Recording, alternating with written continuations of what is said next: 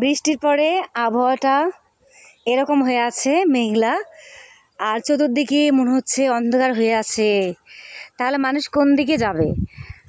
ঝলমলে আলোর দিনও তার গরম লাগে, আবার হলো বৃষ্টির দিনও খারাপ লাগে। তাহলে কোথায় যাবে আসলে? তো আমার যে গরম গেল, গরমের মধ্যেও সহ্য করেছিলাম। আবার একটানা বৃষ্টি, অনেকক্ষণ ধরে বৃষ্টি, এগুলো খারাপ লাগে। বাইরে রাস্তাগুলো নোংরা হয়, কাদা হয়। যখন যে আবহাওয়াটা হয় সেটাকেই আমি শুকরিয়া বলে মনে করি। আল্লাহকে অসংখ্য ধন্যবাদ। আসলে আল্লাহ গরমের পরে আবারও স্বস্তি দেন, আবারও ঠান্ডার পরে আবারও হয়তো গরম দিবেন। এভাবেই চলে আসলে, সুখ দুঃখ পর্যায়ক্রমে এভাবেই চলে, জীবনের সাথে অবিচ্ছেদ্যভাবে জড়িত আছে। তো এটা নিয়ে মন খারাপের কিছুই কারণ নেই। দেখেন মেঘ করে আছে, মেঘলা আকাশ, আর আমি হাঁটছি দিঘির পাড়ে। আর দিঘির পাড়ে হাঁটাটা একটা ভয়ের ব্যাপার, কারণ এগুলো দিয়ে অসংখ্য সাপ থাকে। হ্যাঁ, তো মানুষ যে খেটে খাওয়া মানুষ যেগুলো কাজ করে, তারা বিভিন্ন জায়গায় যায়, তো তাদের কিন্তু এই সাপের ভয় উপেক্ষা করেই তারা কর্মস্থলে কাজ করে, কৃষকরা জমিতে কাজ করে। তো আমার সামান্য ভিডিও করতে ভয় পাচ্ছি। এখানে একদিন এসেছিলাম ভিডিও করার জন্য, তো আমার এক কাজিন, ও বলতেছে সাপ বের হয়েছে।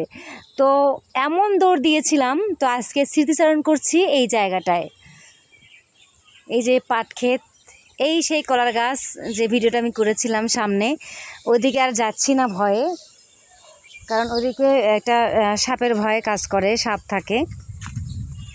এই হলো অবস্থা চারদিকের। আজকে আবহাওয়াটা ঠান্ডা। এই যে দুই পাশে কিন্তু জঙ্গল, সাপ যদি এসেও থাকে একটা ভয়ের একটা কাজ, ভীষণ ভয় লাগে। এই মিছে দুনিয়ায় তুমি থাকে বা কতদিন, এই মিছে দুনিয়ায় তুমি থাকবা কতদিন, হঠাৎ করে উঠবে বেজে,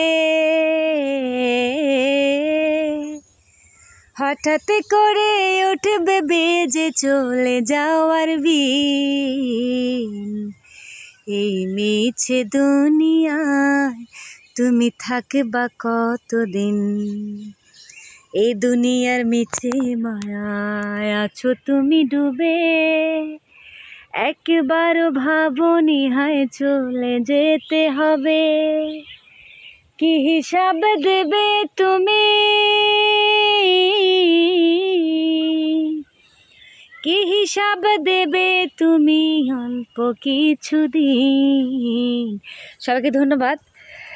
মেঘলা আকাশ, ভিডিও করার মানুষ নাই যে আমাকে দেখাবে, এজন্য আমি একাই ভিডিও করলাম, চারপাশে প্রকৃতি তুলে ধরলাম। আজ এ পর্যন্তই।